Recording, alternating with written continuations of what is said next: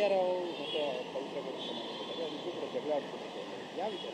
ನೋಡಿ, ರನ್ಯಾ ರಾವ್ ಅವರು ಯಾವುದೇ ಥರ ದುರಹಂಕಾರಿ ಇಲ್ಲ ಮತ್ತೊಂದು ಇದೇ ಬೇಕು ಅದೇ ಬೇಕಂತ ನೋಡಿದ ಹೆಣ್ಣು ಮಗಳಂತೂ ನಾನಂತೂ ನೋಡಿಲ್ಲ. ಯಾಕಂದರೆ ಅವ್ರ ಪುಸ್ತಕ ಆಯಿತು, ಅವ್ರ ಕೆಲಸ ಆಯಿತು, ಬೆಳಗ್ಗೆ ಎದ್ದು ಯೋಗ ಹೇಳ್ಕೊಡುವಂಥದ್ದು, ಅವಳ ಕೆಲಸ ಅವಳ ಆ್ಯಕ್ಟಿವಿಟೀಸಲ್ಲಿ ನಿರಂತರ ಹೆಂಗಿರಬೇಕೋ ಇರ್ತಾಳೆ. ಅಲ್ಲೊಂದು ವಿಚಾರ ಒಂದೇ ಚರ್ಚೆ ಆಗಿದೆ, ಏನಂದರೆ ಲೈಬ್ರರಿ ಒಳಗೆ ಪುಸ್ತಕ ಓದುವಂಥ ಸಮಯದಲ್ಲಿ ಅಲ್ಲಿ ಒಂದು ಮೆಂಟಲ್ ಪೀಸ್ ಸೈಲೆನ್ಸ್ ಆಗಿ ಒಂದಷ್ಟು ಪುಸ್ತಕ ಕಡೆ ಗಮನ ಕೊಡುವಂಥ ಸಮಯದಲ್ಲಿ ಇವರು ಒಂದು ವೈಯಕ್ತಿಕ ಚರ್ಚೆಗಳು ನಡೆಯುವಂಥದ್ದು, ಪಪ್ಸ್ ತಂದು ತಿನ್ನುವಂಥದ್ದು, ಇದೆಲ್ಲ ಮಾಡುವಾಗ ಪವಿತ್ರ ಮತ್ತು ಕೆಲವೊಂದು ಸಜಾಬಂದಿಗಳಿದ್ದಾರೆ. ಸೊ ಅವರೆಲ್ಲ ತಿನ್ನೋವಾಗ ರನ್ಯಾ ಅವರು ಒಂದೆರಡು ಸಲ ನೋಡಿದ್ದಾರೆ, ನಾವು ಪ್ರಶ್ನೆ ಮಾಡಿದ್ದೀರಿ. ಆಗ ಒಂದು ದಿವಸ ಚರ್ಚೆಗೆ ಎದ್ದೇಳ್ತಾರೆ. ಇಲ್ಲಿ ಲೈಬ್ರರಿ ಅಂತೀರಾ, ಇಲ್ಲಿ ಬೇರೆ ಸಾಮಾನ್ಯ ಆರೋಪಿಗಳು ಬಂದು ಕುತ್ಕೊಂಡು ಮಾತಾಡಿದ್ರೆ ಬೇಡ ಅಂತೀರಾ, ಇಲ್ಲಿ ಬಂದು ವೈಯಕ್ತಿಕ ವಿಚಾರಗಳು ಡಿಸ್ಕಸ್ ಆಗುತ್ತೆ, ಇಲ್ಲಿ ಬಂದು ಪಪ್ಸ್ ತಿಂತೀರಾ, ಹಾಗಾದರೆ ಸಾಮಾನ್ಯ ಆರೋಪಿಗೊಂದು ನಿಮಗೊಂದ ಅಂತ ರನ್ಯಾ ರಾವ್ ಧ್ವನಿ ಎತ್ತಿರ್ತಾರೆ.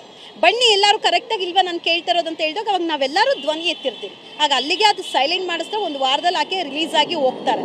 ಸೊ ಇಲ್ಲಿ ಸಾಮಾನ್ಯ ಆರೋಪಿಗಳು ಮಾತಾಡಬಾರ್ದು, ಏನು ಬೇರೆ ತರಬಾರ್ದು, ಎರಡೇ ಜೊತೆ ಬಟ್ಟೆ, ಆ ಎರಡು ಜೊತೆ ಬಟ್ಟೆ ವಾಪಸ್ ಕೊಟ್ಟರೆ ಇನ್ನೆರಡು ಜೊತೆ ಬಟ್ಟೆ ಕೊಡ್ತಾರೆ, ಅಲ್ಲಿ ಅವ್ರಿಗೆಲ್ಲ ಫೆಸಿಲಿಟೀಸ್ ಇದೆ. ಹಂಗಾದ್ರೆ ಸಾಮಾನ್ಯ ಆರೋಪಿಗಳು ಬಡಸ್ತನದ ಥರ, ಅಮಾಯಕರು ಯಾರು ಇಲ್ದಿರ ಅನಾಥರ ಥರ ಇರಬೇಕು, ಇವಳು ಮಾತ್ರ ಮೇಕಪ್ ಮಾಡ್ಕೊಂಡು ಜೈಲೆಲ್ಲ ಓಡಾಡ್ಕೊಂಡಿರ್ಬೇಕಾ?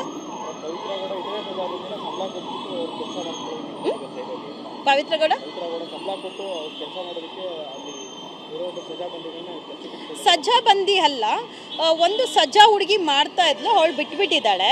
ಈಗ ನಾರ್ಮಲ್ ಅಂಡರ್ ಟ್ರಯಲಲ್ಲಿ ಏನಿರ್ತಾರೆ ಅವರೇ ಇರೋದು, ಅವರೇ ಮಾಡಿಕೊಡ್ತಾರೆ, ಸಂಬಳ ಕೊಡ್ತಾರೆ. ಎಸ್ ಕೊಡ್ತಾರೆ. ಯಾಕಂದರೆ ಹೇಳ್ಕೊಂಡು ಇದ್ದಾರೆ, ನನ್ನ ಮುಂದೆನೇ ಲೈಬ್ರರಿದಲ್ಲಿ ಹೇಳಿದ್ದಾರೆ.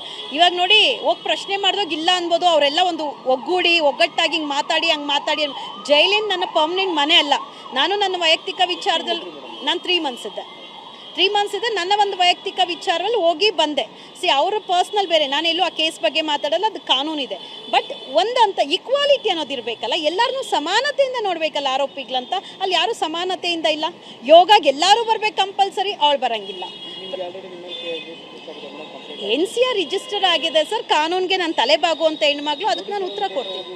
ಖಂಡಿತವಾಗ್ಲೂ ಹೋಗಿ ಕೊಡ್ತೀನಿ, ಖಂಡಿತವಾಗ್ಲೂ ವಿತ್ ಡೇಟ್ ಆ್ಯಂಡ್ ಟೈಮ್ ಕೊಟ್ಟು ಏನೇನು ನಡೀತು ಎಲ್ಲನೂ ನಾನು ಕಾನೂನಿಗೆ ಉತ್ತರಿಸುವಂಥ ಕೆಲಸ ಮಾಡ್ತೀನಿ. ಕರೀಲಿ, ಡೆಫಿನೆಟ್ಲಿ ಹೋಗ್ತೀನಿ.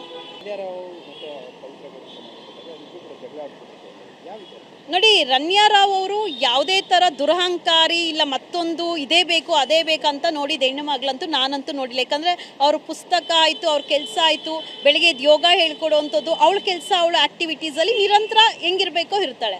ಅಲ್ಲೊಂದು ವಿಚಾರ ಒಂದೇ ಚರ್ಚೆ ಆಗಿದೆ, ಏನಂದರೆ ಲೈಬ್ರರಿ ಒಳಗೆ ಪುಸ್ತಕ ಓದುವಂಥ ಸಮಯದಲ್ಲಿ ಅಲ್ಲಿ ಒಂದು ಮೆಂಟಲ್ ಪೀಸ್ ಸೈಲೆನ್ಸ್ ಆಗಿ ಒಂದಷ್ಟು ಪುಸ್ತಕ ಕಡೆ ಗಮನ ಕೊಡುವಂಥ ಸಮಯದಲ್ಲಿ ಇವರು ಒಂದು ವೈಯಕ್ತಿಕ ಚರ್ಚೆಗಳು ನಡೆಯುವಂಥದ್ದು, ಪಪ್ಸ್ ತಂದು ತಿನ್ನುವಂಥದ್ದು, ಇದೆಲ್ಲ ಮಾಡುವಾಗ ಪವಿತ್ರ ಮತ್ತು ಕೆಲವೊಂದು ಸಜಾಬಂದಿಗಳಿದ್ದಾರೆ. ಸೊ ಅವರೆಲ್ಲ ತಿನ್ನೋವಾಗ ರನ್ಯಾ ಅವರು ಒಂದೆರಡು ಸಲ ನೋಡಿದ್ದಾರೆ, ನಾವು ಪ್ರಶ್ನೆ ಮಾಡಿದ್ದೀರಿ. ಆಗ ಒಂದು ದಿವಸ ಚರ್ಚೆಗೆ ಎದ್ದೇಳ್ತಾರೆ. ಇಲ್ಲಿ ಲೈಬ್ರರಿ ಅಂತೀರಾ, ಇಲ್ಲಿ ಬೇರೆ ಸಾಮಾನ್ಯ ಆರೋಪಿಗಳು ಬಂದು ಕುತ್ಕೊಂಡು ಮಾತಾಡಿದ್ರೆ ಬೇಡ ಅಂತೀರಾ, ಇಲ್ಲಿ ಬಂದು ವೈಯಕ್ತಿಕ ವಿಚಾರಗಳು ಡಿಸ್ಕಸ್ ಆಗುತ್ತೆ, ಇಲ್ಲಿ ಬಂದು ಪಪ್ಸ್ ತಿಂತೀರಾ, ಹಾಗಾದರೆ ಸಾಮಾನ್ಯ ಆರೋಪಿಗೊಂದು ನಿಮಗೊಂದ ಅಂತ ರನ್ಯಾ ರಾವ್ ಧ್ವನಿ ಎತ್ತಿರ್ತಾರೆ. ಬನ್ನಿ ಎಲ್ಲರೂ ಕರೆಕ್ಟಾಗಿ ಇಲ್ವಾ ನಾನು ಕೇಳ್ತಾ ಇರೋದು ಅಂತ ಹೇಳಿದಾಗ ಅವಾಗ ನಾವೆಲ್ಲರೂ ಧ್ವನಿ ಎತ್ತಿರ್ತೀವಿ. ಆಗ ಅಲ್ಲಿಗೆ ಅದು ಸೈಲೆಂಟ್ ಮಾಡಿಸಿದ್ರೆ ಒಂದು ವಾರದಲ್ಲಿ ಆಕೆ ರಿಲೀಸ್ ಆಗಿ ಹೋಗ್ತಾರೆ. ಸೊ ಇಲ್ಲಿ ಸಾಮಾನ್ಯ ಆರೋಪಿಗಳು ಮಾತಾಡಬಾರ್ದು, ಏನು ಬೇರೆ ತರಬಾರ್ದು, ಎರಡೇ ಜೊತೆ ಬಟ್ಟೆ, ಆ ಎರಡು ಜೊತೆ ಬಟ್ಟೆ ವಾಪಸ್ ಕೊಟ್ಟರೆ ಇನ್ನೆರಡು ಜೊತೆ ಬಟ್ಟೆ ಕೊಡ್ತಾರೆ, ಅಲ್ಲಿ ಅವ್ರಿಗೆಲ್ಲ ಫೆಸಿಲಿಟೀಸ್ ಇದೆ. ಹಂಗಾದ್ರೆ ಸಾಮಾನ್ಯ ಆರೋಪಿಗಳು ಬಡಸ್ತನದ ಥರ, ಅಮಾಯಕರು ಯಾರು ಇಲ್ದಿರ ಅನಾಥರ ಥರ ಇರಬೇಕು, ಇವಳು ಮಾತ್ರ ಮೇಕಪ್ ಮಾಡ್ಕೊಂಡು ಜೈಲೆಲ್ಲ ಓಡಾಡ್ಕೊಂಡಿರ್ಬೇಕಾ? ಪವಿತ್ರ ಗೌಡ ಸಜ್ಜಾಬಂದಿ ಅಲ್ಲ, ಒಂದು ಸಜ್ಜಾ ಹುಡುಗಿ ಮಾಡ್ತಾ ಇದ್ಲು, ಅವಳು ಬಿಟ್ಬಿಟ್ಟಿದ್ದಾಳೆ.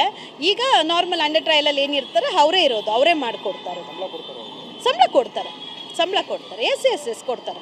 ಯಾಕಂದರೆ ಹೇಳ್ಕೊಂಡು ಇದ್ದಾರೆ, ನನ್ನ ಮುಂದೆನೇ ಲೈಬ್ರರಿದಲ್ಲಿ ಹೇಳಿದ್ದಾರೆ.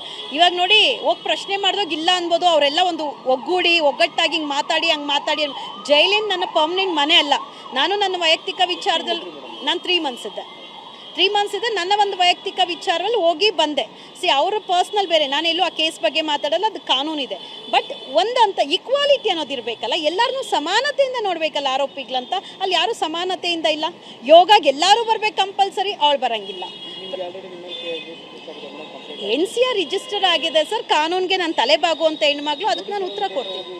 ಖಂಡಿತವಾಗ್ಲೂ ಹೋಗಿ ಕೊಡ್ತೀನಿ. ಖಂಡಿತವಾಗ್ಲೂ ವಿತ್ ಡೇಟ್ ಆ್ಯಂಡ್ ಟೈಮ್ ಕೊಟ್ಟು ಏನೇನು ನಡೀತು ಎಲ್ಲನೂ ನಾನು ಕಾನೂನಿಗೆ ಉತ್ತರಿಸುವಂಥ ಕೆಲಸ ಮಾಡೇ ಮಾಡ್ತೀನಿ. ಕರೀಲಿ, ಡೆಫಿನೆಟ್ಲಿ ಹೋಗ್ತೀನಿ.